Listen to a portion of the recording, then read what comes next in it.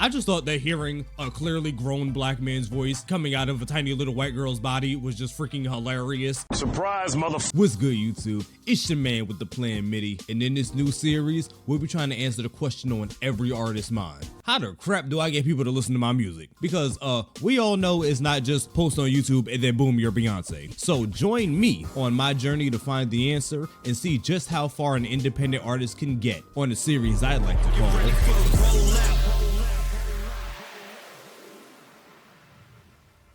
So in the last episode, we finished up creating the album and choosing the lead single for it, which now probably has you asking, so can I put it out yet? Boy, if y'all stop freaking rushing. No, today, we're gonna be working on the literal most important make or break thing that will determine if you succeed or not. And that one thing is your branding. So just in case you don't know, branding is pretty much just the word to describe how you present yourself. So it's mainly your physical appearance and your name if we're talking music specifically. So at this point, some of you might be wondering, what the heck does that matter? Why do I need any of that? And I feel like the best way to explain that is to play a quick game that I like to call Who Dat Boy? Alright, time for the game show. The rules are simple. I show you an image of a famous music artist for half a second, and you have to tell me who it is. Let's go for round one. Where am I? Okay, contestant, who was that? I don't freaking know, some Spanish kid? I don't know who the frick that is. Alright, didn't even freaking try with that one. Let's try it again. Who is this? Bam. Who was that? Oh, that's easy. That's a Lil Pump right there. Well, actually, both of them were Lil Pump, but you only recognized one of them, despite the fact that it's literally the same person. And that, my friend, is the power of branding.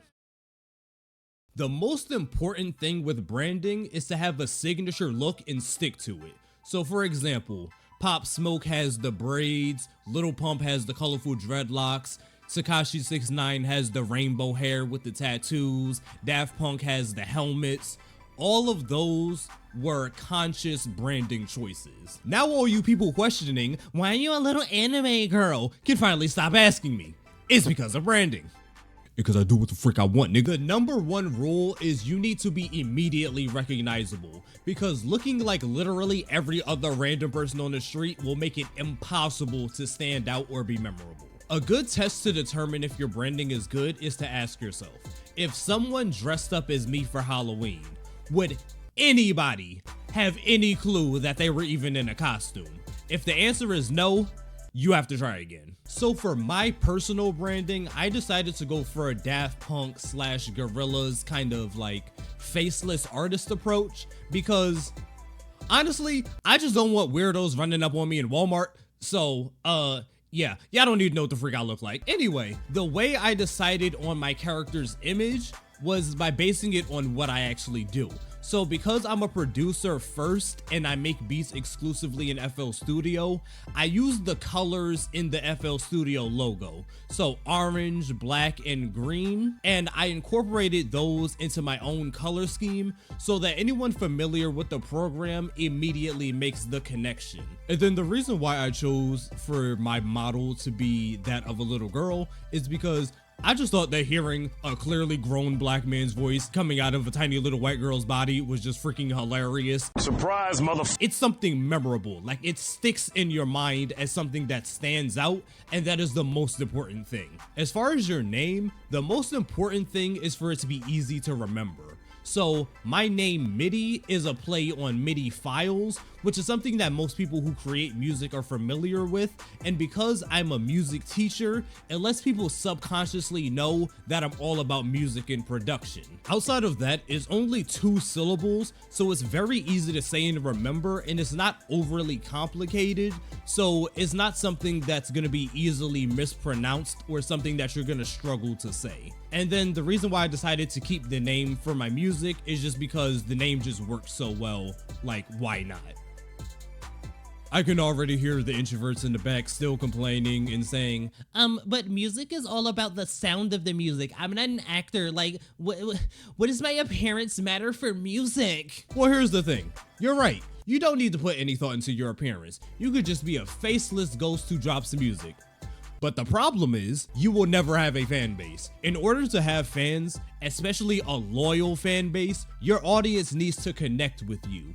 If you're just a voice in the void, there's nothing to connect to. Like, you might as well just be freaking AI at that point. So yeah, some people might enjoy the song, but they will have zero connection to you as the artist. Like, they aren't coming to your shows or your concerts or buying your album. Also, there's the fact that you need cover art for albums and singles, and obviously, if you don't have any type of consistent or recognizable brand image, it's gonna be impossible for people to know, oh, that's you, when they see your stuff pop up. Now that we have an established brand image, let's go ahead and work on the album art. So there's two ways to go about it. You could either do a photo of yourself, or you could have something drawn. Now, obviously for me, I'm already an animated character, so it kind of makes more sense for me personally to have my cover art be drawn.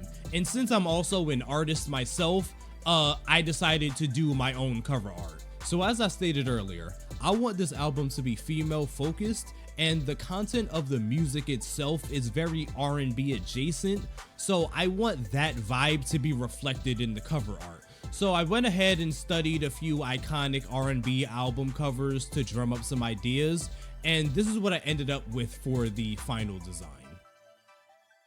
Now for you, the process would basically be the same, except instead of a drawing, you would just pose for a picture and find a location or background that fits the vibe of your music, or if you also want something drawn, you could just commission something on like Fiverr or something. But the most important thing is, whether it's a photo or a drawing, you want to make sure that it's consistent with your brand image, and you want to make sure that it's consistent with the tone, vibe, and feel of the music itself.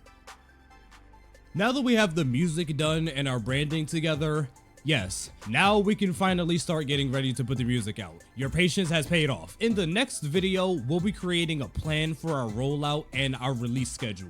So don't forget to subscribe and hit that notification bell so you don't miss it. And if you want to show love to the channel, don't forget to leave a like. But until next time, take care and stay blessed. Brother got cheese and you're looking mad nervous. Finna find peace so our brother might flourish. It might be the season I had to thank him for his service. Pockets obese and you're looking malnourished. Brother got cheese and you're looking mad nervous. Finna find peace so our brother might flourish. It might be the season I had to